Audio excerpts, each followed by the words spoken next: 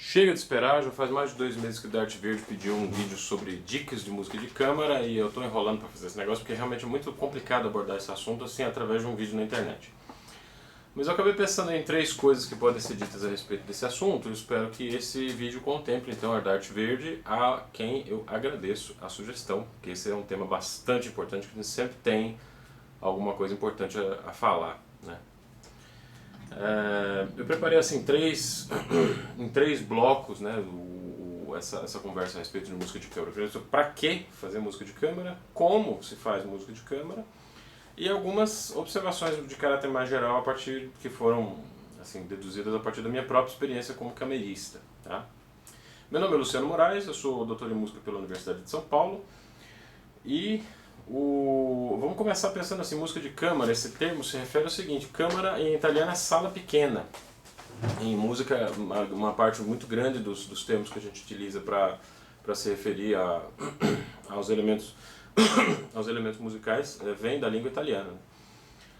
Se opõe aos gêneros da ópera e da orquestra sinfônica, né? Quer dizer, a música de câmara é aquela música feita sem a necessidade de um regente, quer dizer, com poucas pessoas que se responsabilizam integralmente pela construção interpretativa daquilo que está sendo feito. Ao passo que na orquestra sinfônica é o maestro que assina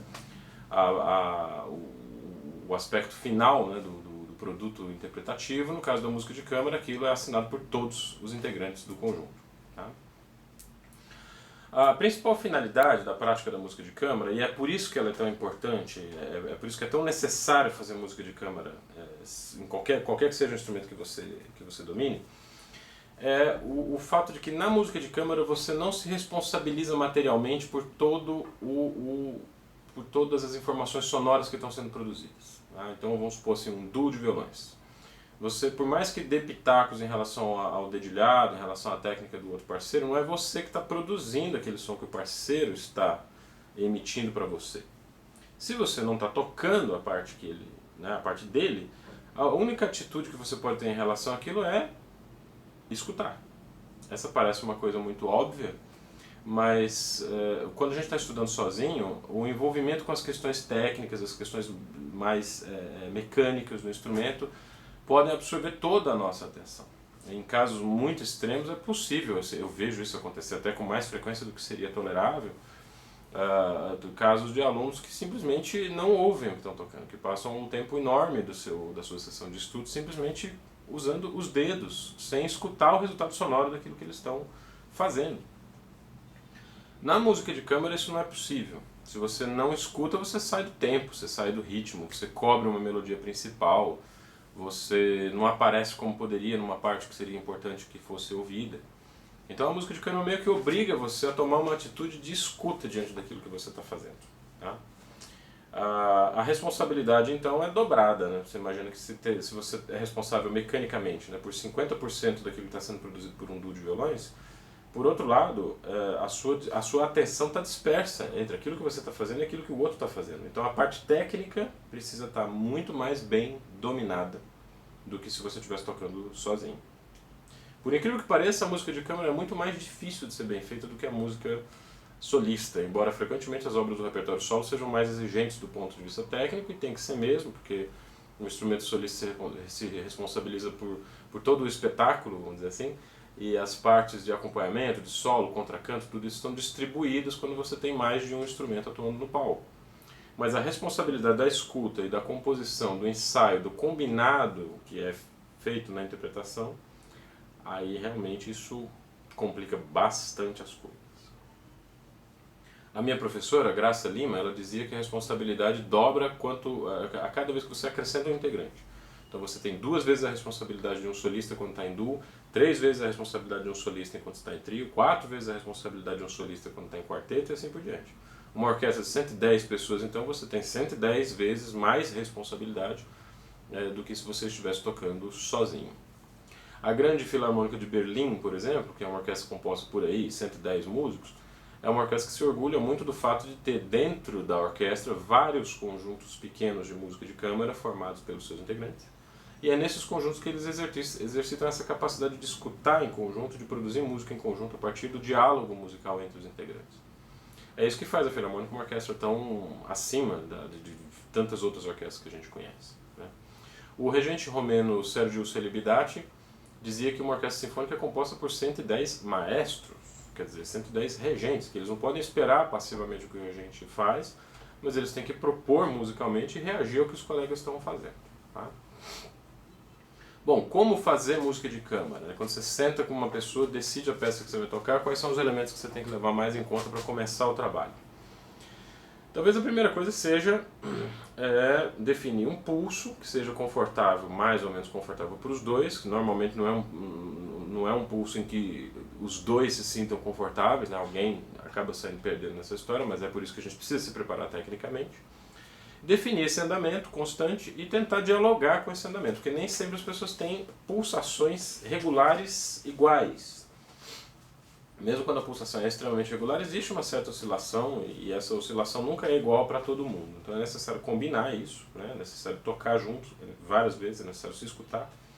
Mas é necessário também uma outra coisa que é dar entradas. As entradas são o aspecto principal da música de câmara e equivale justamente ao gesto do maestro, né? Você percebe assim, esse gesto de entrada. Perceba nos vídeos de orquestra sinfônica, né, como que é o gesto que o regente usa para iniciar uma obra musical, iniciar uma execução musical, tá?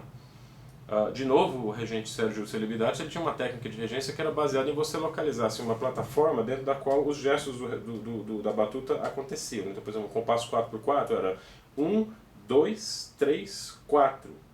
E não 1, 2, 3, 4, como nós vemos nos esquemas de aulas de regência. A direção do impulso é que importa, mas o ponto em que o impulso começa é sempre o mesmo. Esse gesto da batuta, no caso de uma pessoa que está tocando um instrumento musical, ele tem que ser feito com a cabeça.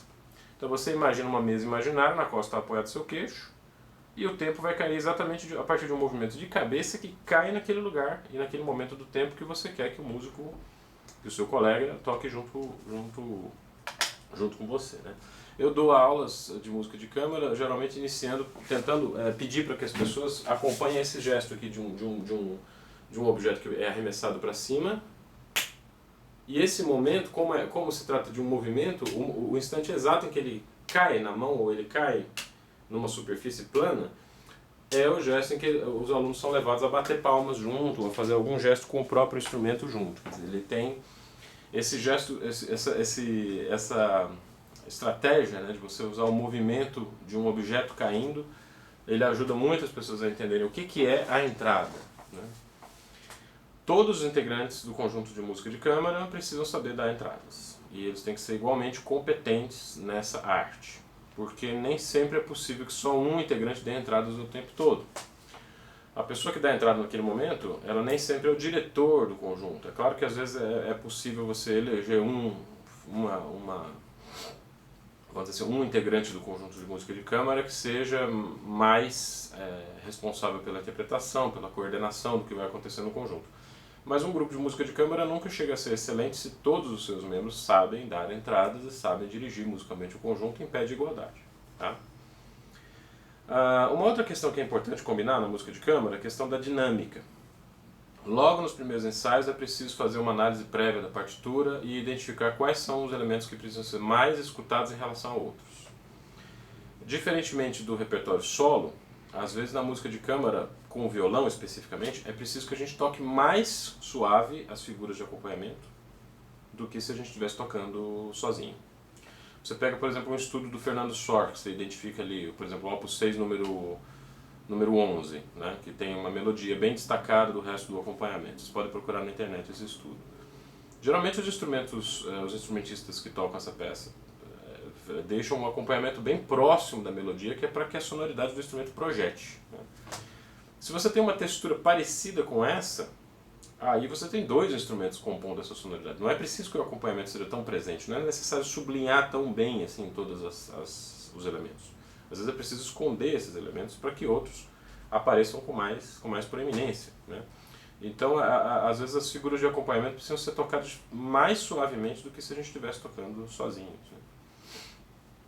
Outra coisa que é fundamental definir já nos primeiros ensaios de música de câmara é a morfologia da peça, quer dizer, onde começa e onde terminam as frases, né? como vão ser terminadas essas frases e quem vai dar a entrada no início de cada uma dessas frases. Porque normalmente os finais de frase, eles acontecem com uma ligeira ralentada, quer dizer, o andamento ele meio que dá uma afrouxada na precisão rítmica, né? Se é uma parte, se é um final de frase muito estrutural da peça, né? Então é necessário sempre é necessário dar uma nova entrada para que os integrantes do conjunto entrem, né, com precisão, entrem com mais clareza. E é necessário também definir os pontos culminantes de cada uma dessas frases. Quer dizer, cada frase, por ela ser delimitada na dinâmica também, geralmente cada frase tem só um ponto culminante. Quer dizer, ela tem só um momento, uma nota que é mais forte que as outras, dentro daquela frase. Mesmo que seja uma frase em pianíssimo, sempre tem uma nota que precisa ser um pouco mais ressaltada. Definir esse ponto culminante é de suma importância para que a música não fique chata, né? Para que a música não fique aquela coisa assim igual, né, sendo tocada o tempo todo, do mesmo jeito, na mesma dinâmica. Enfim. Se vocês escutarem as gravações do Abreu, que é um grupo, assim, é um duo que tem uma concepção de música de câmara muito sólida e muito direta e muito clara, mas se a gente for ouvir com atenção, eles fazem essas gradações de fraseado, de pontos culminantes de cada uma das frases de maneira muito sutil. É necessário às vezes atenção para perceber, porque normalmente a nossa escuta é meio relaxada, né? Ela é meio casual. Né? Mas se você está bem atento ao que eles estão fazendo, você percebe que existe essa preocupação com os pontos culminantes, em tudo que eles fazem. Tá? Bom, outras observações agora, né, partindo já para o final do vídeo, algumas observações a respeito da minha própria experiência é o seguinte: eu divido muito a minha trajetória de camerista a partir da minha graduação e logo depois que eu me formei, em 2001, né, e todo o período de formação anterior. Foi quando eu comecei a estudar violão em 1992, ainda com a professora Graça, em Goiânia, na escola Música Centro de Estudos, e também na escola Vibrato, que era a escola que a minha professora fundou. Sempre houve prática de música de câmara. Eu sempre estava acompanhando um cantor, um pianista, alguém que tocasse flauta doce, e conjuntos de violão os mais variados possíveis. Toquei em duo, trio, quarteto, quinteto, sexteto e octeto de violões, e toquei em orquestra de violões também. Não havia assim um período do meu período de formação em que eu não estivesse envolvido em alguma prática de música de conjunto, né? Na graduação a mesma coisa. Logo no primeiro ano eu tive um duo com Luiz Roberto Botosso, que depois veio a se tornar meu parceiro no Quarteto Ibirá, que foi o conjunto talvez mais importante do qual eu fiz parte, assim, importante para a minha formação e para a minha vivência profissional, né, até nesses primeiros anos depois da minha graduação.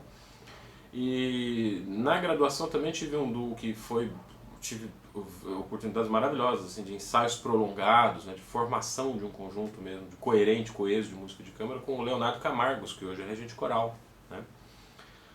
E acompanhei pessoas que tinham aí compromissos específicos, montamos pequenos conjuntos de música de câmara, passageiros ali para finalidades específicas que depois acabaram se diluindo com o tempo, né? Me lembro bastante da Adriana Baldo, da Gabriela Garcia, toquei com o Edmaldo de Oliveira, que era o meu companheiro de república. Tive um duo com a Rosimeire Parra, que é uma soprano maravilhosa, excelente cantora. Enfim, fiz alguns ensaios com a flautista Cássia Lima, que está na Orquestra Filarmônica de Minas Gerais hoje. E muitas outras pessoas que passaram pela minha sala de estudos, vamos dizer assim, e que deixaram lições musicais muito importantes. A prática de um conjunto de câmara experimentado é muito parecido com a prática de câmara de um estudante. É sempre essa busca constante pelo que é a partitura, o que é a peça. Quais são esses pontos culminantes? Por que eles são assim? O fraseado vai ser mais fragmentado, a gente vai trabalhar em frases mais longas, vai haver oscilação agógica, não vai haver oscilação agógica. Todas essas ferramentas, elas meio que se mantêm mais ou menos iguais. Só que, claro, quando você tem um conjunto muito regular, essa discussão acontece em um nível muito mais elaborado e sofisticado. É impossível a formação camerística sem um orientador. Aí vem novamente a figura do professor. Não pense que você vai pegar o seu parceiro, seu amigo, sua amiga, e vai fazer um conjunto de música de câmara maravilhoso que vai revolucionar a história da música. Não, você tem que ter um professor experiente em música de câmara para orientar e para discutir essas questões. Porque saber o que tem que ser feito todo mundo sabe, mas mesmo conjuntos muito experientes podem discutir se os resultados atingidos na discussão do grupo são realmente os melhores. Se de fora a plateia vai ouvir realmente aquilo que a gente está achando que ela está ouvindo, porque ouvir o grupo de música de câmara de dentro é muito diferente de ouvir o grupo de música de câmara de fora. Com cantores, por exemplo, às vezes eu não me escutava muito bem, o cantor cantava muito forte, eu sempre pedi para o cantor cantar um pouco mais suave, mas à distância o violão projetava bem. Então às vezes não é necessário que você se escute em primeiro plano o tempo todo. Às vezes o fato de você ter um timbre um pouquinho mais aberto, às vezes você organizar os ataques, né, de uma forma diferente, pode ser suficiente para que o som chegue na plateia. Tá?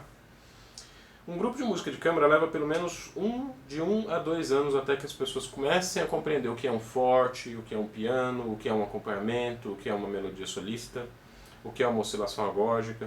Eu diria que a partir de 2 anos a gente pode falar de um grupo de música de câmara realmente formado. Antes disso, são músicos que estão tocando juntos. Os resultados podem ser muito bons, podem ser muito interessantes, mas quando a gente vê um conjunto de música de câmara maduro, que está preocupado com a regularidade de ensaios e na criação de uma linguagem em comum, é bem diferente. É uma experiência muito, muito gratificante, eu acho. Você sentir que está nascendo uma quarta coisa, no caso de um trio, né? Se você tem um trio de violões, o grupo ele vai ser um quarto elemento, que é diferente de você próprio, diferente dos seus colegas. Se você tem um duo, você tem que esperar aí 1 a 2 anos para aparecer essa terceira coisa, né? Que é o conjunto de música de câmara. Mas vale muito a pena e eu acho que é uma prática fundamental para a formação dos jovens violonistas. Só para finalizar, eu acredito que um bom curso de violão deveria girar em torno de aulas individuais e aulas de conjunto.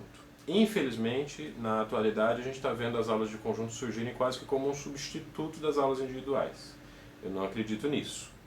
Eu acho que as aulas individuais continuam sendo um elemento fundamental da formação do músico, mesmo que elas fossem reduzidas, né? Mas que elas atuem para resolver os problemas individuais específicos, para quando você vai para o conjunto, você não leve problemas, você leve aspectos técnicos, você leve questões já resolvidas. É isso que faz com que o grupo de música de câmara seja realmente música e não um somatório de problemas, um somatório de questões técnicas mal resolvidas.